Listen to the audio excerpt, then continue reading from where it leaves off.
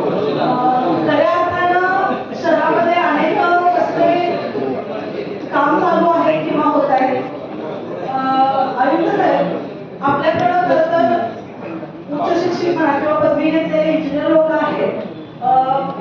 शहरातल्या अनेक ठिकाणी रस्त्याच्या बाजूला फुटपाथ आहे. काही ठिकाणी फक्त फुटपाथचे ब्लॉक्स टाकलेले आहेत. त्याच्या खाली स्टॉप वॉटरची सोय नाही आहे, गटर्स नाही आहे, गटरची कनेक्टिव्हिटी अनेक ठिकाणी नाही आहे. आणि काय होणार आहे येणाऱ्या पावसाळ्यामध्ये? आता प्रत्येक वेळेस हा विषय, खरं तर राजारामपुरीचे बरेच विषय मी प्रशासनाशी संपर्क करून त्यांना कळवलेले आहेत अडचणी. खरं तर राजारामपुरीमधून सगळ्यात जास्त टॅक्स आपण महापालिकेला येत असतो आणि तिथं व्यापार पेठ देखील आहे, रेसिडेन्स आहेत, रहिवासी लोक तिथं आहेत.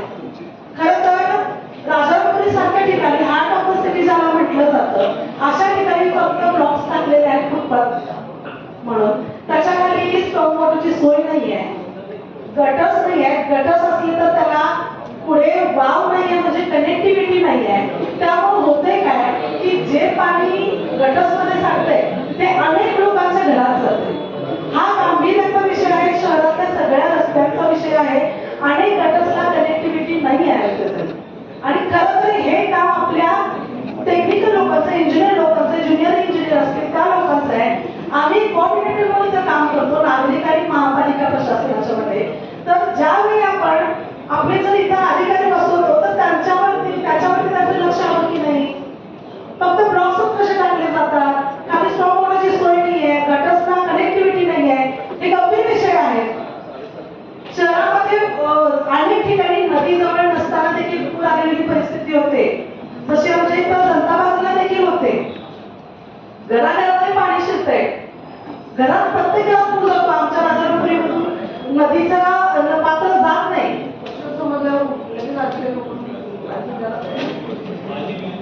थोडंसं जर आपण प्रश्न घरी सांगितलं ना, प्रश्न उत्तर फास्ट होईल.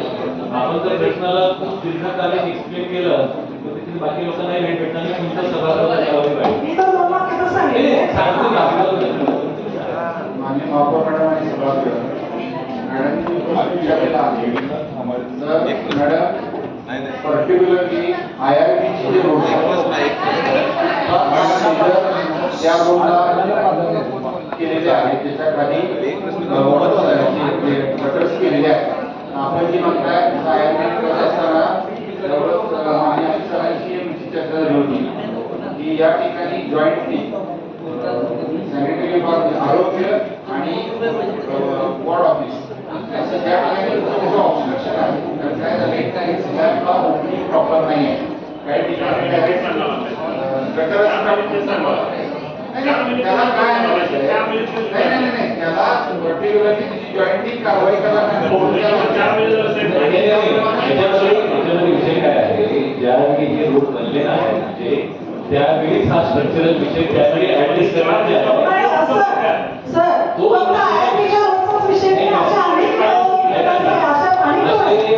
स्ट्रॉंग वॉटर ड्रेनेजचं जर तुम्ही गोष्टी करायला त्याला बरेच विषय काय आहे,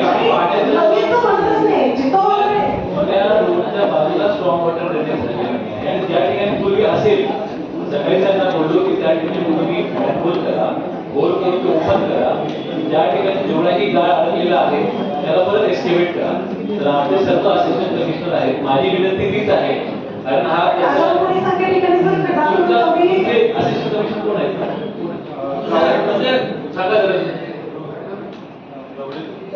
आणि हे सर्व विषय आता असिस्टंट कमिशनर लोकांनी ऍड्रेस करायला सुरू करा. सन्माननीय आणि सन्माननीय सभागृह सांगितली की राजारामपुरी आणि जनता बाजारची रस्ता वाटून होतं, त्या रस्त्याची उंची वाढवणं आवश्यक आहे.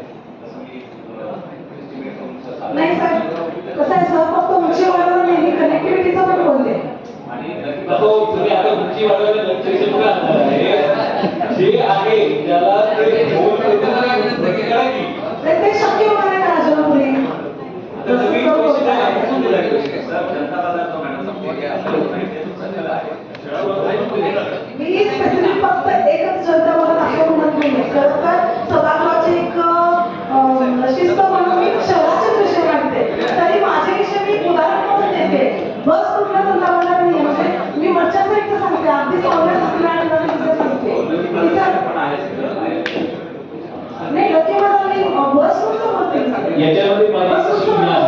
सध्या आपल्या एक्झिस्टिंग रिसोर्सेस मध्ये जे काही सोल्युशन पावसाळ्यात तुम्ही काढता येईल तेवढं काढा आणि फास्ट करा. हे लॉंग टर्म सोल्युशन आहे, त्याचा डिटेल एस्टिमेट प्लॅनिंग वेगळा विषय आहे. आपण पुढचा विषय घेऊया.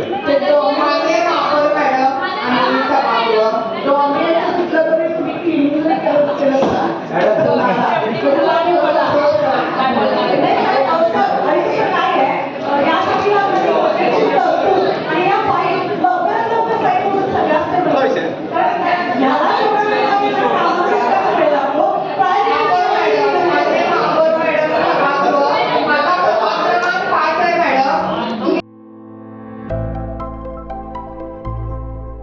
आविष्कार इन्फ्रा तुम्हाला देत आहे विविध लोकेशन्सवर NA प्लॉट्स आणि प्राईम फ्लॅट्सचे प्रोजेक्ट्स.